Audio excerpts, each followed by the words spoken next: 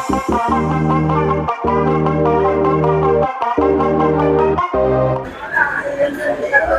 kami hormati Ketua Rumah Berdaya Pemuda Indonesia, sahabat saya Ibu Ika Rostianti. Yang kami hormati sesepuh family driver, Ketua family driver Bapak Arman, Ketua panitia Bapak Rojadi, kemudian Pak Azwarsa, Kabit Kepesertaan dari kantor cabang Cikokol, serta Bapak Ibu anggota dari family driver yang sudah hadir pada pagi hari ini.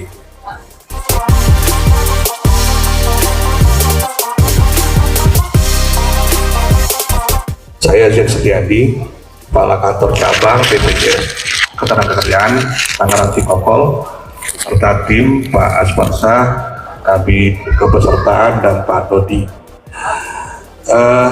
Tentunya kami mengucapkan terima kasih sudah diundang pada pagi hari ini untuk membuka wawasan kita terkait pentingnya jaminan sosial.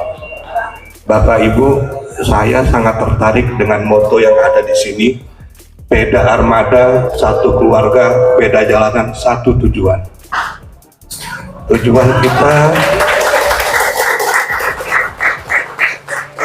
Tujuan kita bekerja itu apa, waktu itu?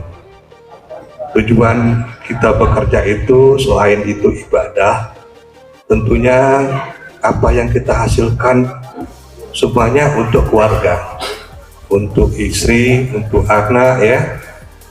Nah, kita bayangkan Bapak Ibu, kalau seandainya terjadi sesuatu risiko, bagaimana kehidupan keluarga kita? Nah, inilah pentingnya jaminan sosial ketenagakerjaan. Tadi kita lihat, saya terharu melihat penyerahan santunan kepada anak yatim. Bapak Ibu, sebagai pengemudi, itu adalah risiko pekerjaan yang sangat-sangat rentan, sangat tinggi risikonya. Dan tentunya kalau terjadi sesuatu risiko kepada diri kita sebagai pengemudi, yang paling penting adalah selain keluarga kita bisa melanjutkan kehidupan, anak-anak kita bisa melanjutkan pendidikan. Itu yang paling penting. Karena anak-anak kita adalah generasi penerus cita-cita kita. Nah, kalau terjadi risiko, tentunya negara hadir memberikan perlindungan kepada keluarga kita yang ditinggalkan, sehingga anak-anak kita pun bisa melanjutkan pendidikan. Nah, ini Bapak Ibu, tentunya saya berharap ya semuanya sudah jadi peserta. Namun apabila belum jadi peserta, bisa nanti kita diskusikan. Ini sebagai pengantar Bapak Ibu dari saya, nanti Pak Awai yang akan melanjutkan sosialisasi ini. Tentunya dengan adanya jam sostek atau BPJS Ketenagakerjaan ini, negara hadir untuk memberikan perlindungan kepada seluruh masyarakat pekerja. Tadi Bu Ika menyampaikan lagi dibahas, digodok peraturan menteri terhadap sektor pengemudi. Jangankan pengemudi Bapak Ibu, atlet saja itu ada undang-undangnya, undang-undang tentang keolahragaan, di mana atlet atau pelaku olahraga itu diberikan perlindungan. Apalagi kita sebagai pengemudi, tentunya dengan risiko yang sangat tinggi pekerjaannya, ya kami berharap jika nanti di peraturan menteri itu juga dimasukkan bahwa pengemudi juga berhak untuk mendapatkan jaminan sosial, sehingga pada waktu melaksanakan tugas Bapak Ibu ada rasa aman apabila terjadi risiko karena kecelakaan kerja, meninggal dunia, itu aman karena ada yang memberikan perlindungan. Nah Bapak Ibu, BPJS Ketenagakerjaan ini ada 5 program ya: kecelakaan kerja, kemudian kematian, jaminan hari tua, jaminan kehilangan pekerjaan, dan jaminan pensiun. Nah tentunya karena di jam sostek itu ada 2 segmen perlindungannya, yaitu buat pekerja penerima upah dan bukan penerima upah, di mana kita sebagai pengemudi ini adalah pekerja bukan penerima upah. Nah, apa saja nanti yang mendapatkan perlindungannya, kemudian manfaat-manfaatnya akan disampaikan oleh Pak Azwar. Mudah-mudahan dengan pertemuan ini bisa membuka wawasan kita, bisa memahami kewajiban dan hak-haknya peserta, hak-haknya kita sebagai pekerja yang tadi disampaikan oleh Pak Haji Dahlan bahwa ini merupakan hak normatif bagi setiap warga negara yang bekerja.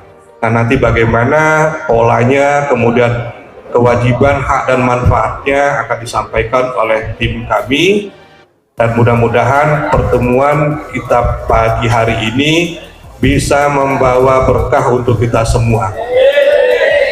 Saya akhiri, terima kasih. Wassalamualaikum warahmatullahi wabarakatuh. Izin Bu.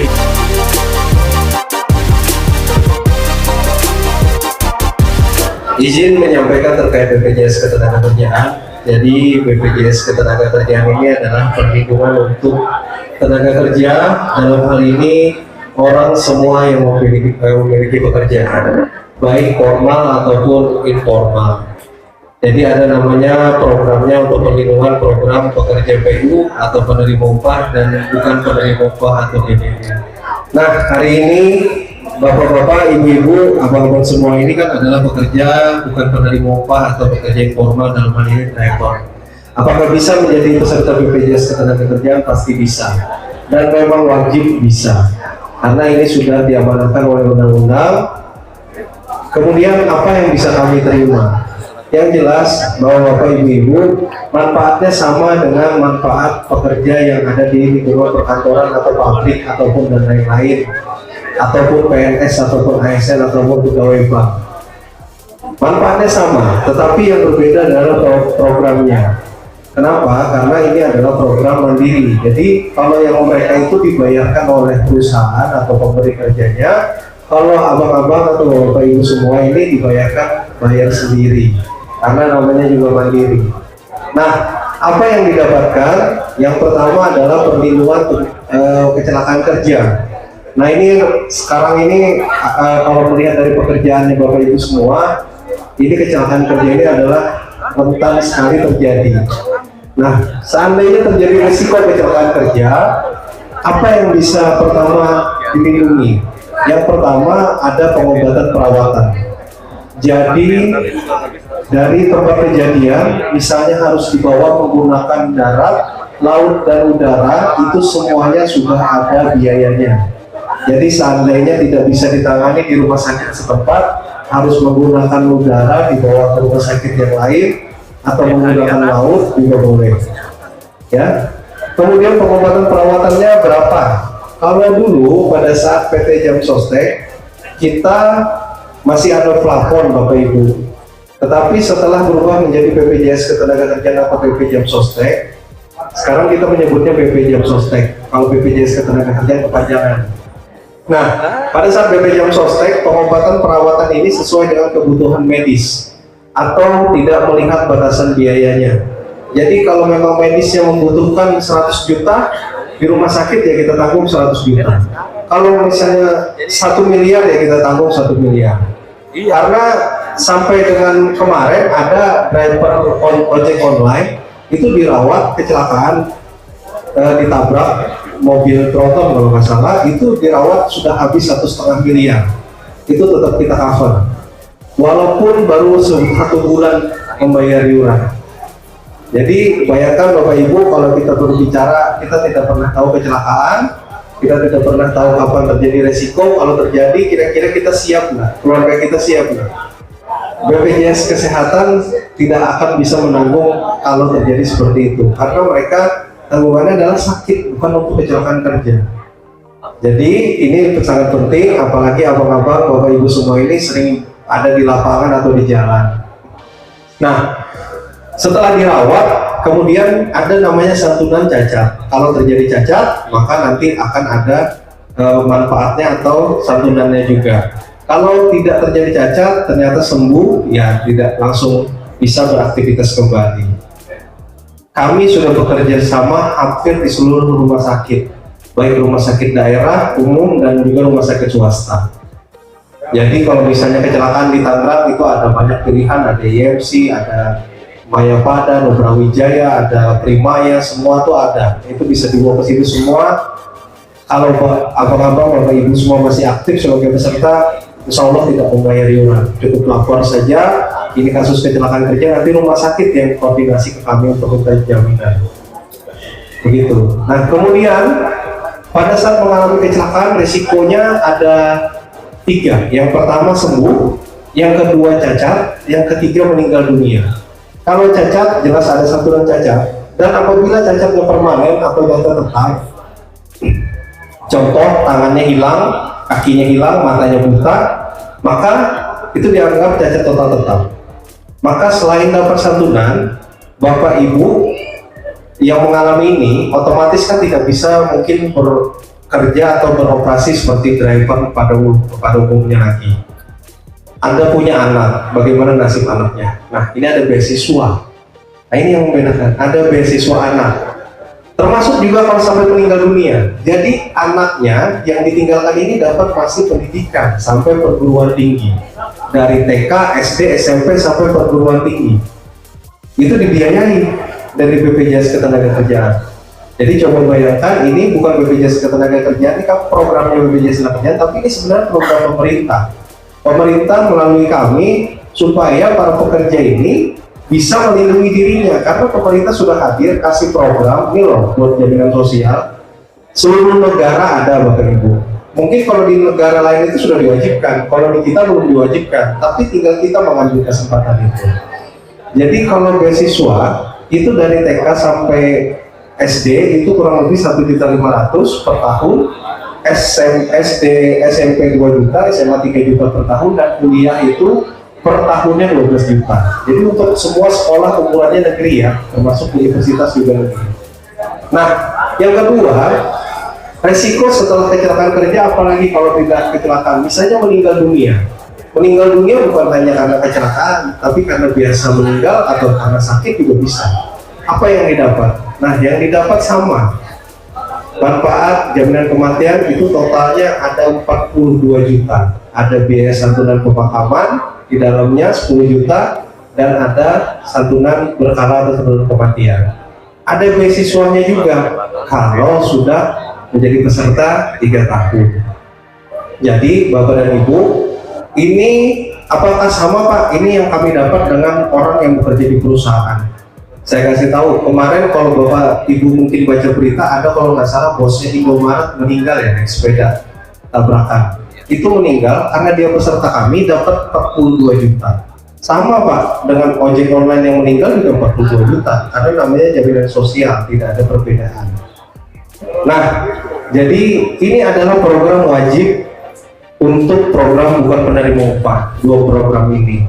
Ada jaminan kecelakaan kerja atau JKK atau jaminan kematian, dan ada jaminan hari tua atau tabungan. Serah Bapak Ibu, kalau mau menabung juga di BPJS Ketenagakerjaan silahkan, tapi kalau tidak wajib mengikuti 2 ini, karena bukan apa-apa, kita tidak pernah tahu resiko kapan datangnya. Bapak Ibu mungkin bertanya, manfaatnya banyak nih Pak, iurannya berapa? Apakah sama dengan asuransi swasta atau asuransi lain? Kami memang sistemnya masih asuransi, tapi kita jaminan sosial. Kalau asuransi ada perbedaan Pak, masing-masing orang. Tapi kalau jaminan sosial ini sama, karena ini adalah regulasi atau program dari negara. Seluruh negara ada. Nah, jaminan sosial berapa iurannya? Untuk program bukan penerima upah atau BPU itu iurannya per bulannya satu orang itu hanya 16.800. Kira-kira murah nggak Bapak Ibu? Rokok kita berapa sebungkus? Ya kan kita ngerokok sebungkus, sekarang 2 bungkus bisa. Masa untuk melindungi kita dan keluarga nggak bisa? Kadang-kadang kita nanti aja Pak. Pas begitu sudah kecelakaan, saya tadi diskusi dengan Pak Arman dengan Bu Ika, kalau sudah kecelakaan baru merasa ya Bu ya, karena menganggap tidak penting gitu kan. Nanti kalau yang penting, kalau yang sudah mendaftar pasti akan mendapat perlindungan. Nanti akan melihat jadi contoh jadinya gitu. Nah, 16.800 ini mendaftar bisa di mana saja. Boleh di kantor cabang Cikokol, boleh. Boleh nanti dimanapun di bank, boleh. Boleh di website kami, boleh. Jadi nanti di sini ada Pak Dodi. Nanti mungkin Pak Dodi berkolaborasi dengan Pak Arman. Jadi untuk keluarga family driver, untuk keluarga FD ini nanti bisa koordinasi dengan Pak Dodi untuk yang belum terdaftar. Pak, untuk bayarnya di mana? Bayarnya bisa di mana saja. Bisa di Indomaret, bisa di Alfamart, bisa di kantor pos, di bank, ataupun di Shopee, di Tokopedia, sudah banyak untuk kanal bayar kami. Jadi Bapak Ibu perlu ke kantor nggak? Nggak perlu, kirim aja KTP-nya, foto KTP-nya, nanti kami kirim untuk bukti pembayarannya, silahkan dibayar di mana saja, jadi nggak perlu ke kantor. Pak, kami jauh kalau ke Cikokol, ya nggak apa-apa, kirim aja, foto aja, kan sekarang udah zaman canggih ya Pak ya, semua pegang HP ya, ya kan. Nah, nanti Bapak Ibu bisa kolaborasi dengan Mas Dodi, mungkin nanti Pak Arman bisa difasilitasi teman-teman yang lain. Jadi program ini kami mencoba menyampaikan karena Bapak Ibu ini semua atau abang-abang semua ini mempunyai resiko tinggi sebenarnya. Hampir setiap hari adalah kita hidupnya di jalan dan bekerja juga di jalan. Nah, ruang lingkupnya di mana? Ruang lingkup kita untuk perlindungan BPJS Ketenagakerjaan dari kecelakaan kerja adalah berangkat dari rumah ke tempat kerja sampai kembali ke rumah. Pak, kami ini driver, gimana? Oke, berangkat dari rumah, misalnya ke gudang ambil mobil, ngantar ke Sumatera, balik lagi ke gudang, balik lagi ke rumah. Di situ semua dilindungi, Pak. Kecuali di dalam rumah aja nggak dilindungi. Kalau masih di tempat kerja mau ngantar sampai ke Papua pun tetap dilindungi. Jadi Bapak Ibu, selama masih itu tahapnya pekerjaan, itu masih kita cover untuk kecelakaannya. Tetapi kalau untuk kematian, nah kematian biasa itu tidak pada saat bekerja. Misalnya lagi duduk di warung kopi meninggal serangan jantung, nah itu meninggal jaminan kematian, bukan kecelakaan kerja. Karena bedanya kalau meninggal pada saat bekerja, pengalinya adalah 48 kali gaji ditambahkan santunan. Jadi 48 kali gaji, dasar upahnya adalah dasar gajinya 1 juta, 48 juta ditambahkan santunan kurang lebih sebesar 70 jutaan, ditambah beasiswa untuk anaknya. Tapi yang dapat duitnya ahli waris ya, karena kan bapak yang meninggal kan bapak ibunya kan pasti sudah di dalam kubur. Buat ahli warisnya, buat anaknya, buat istrinya.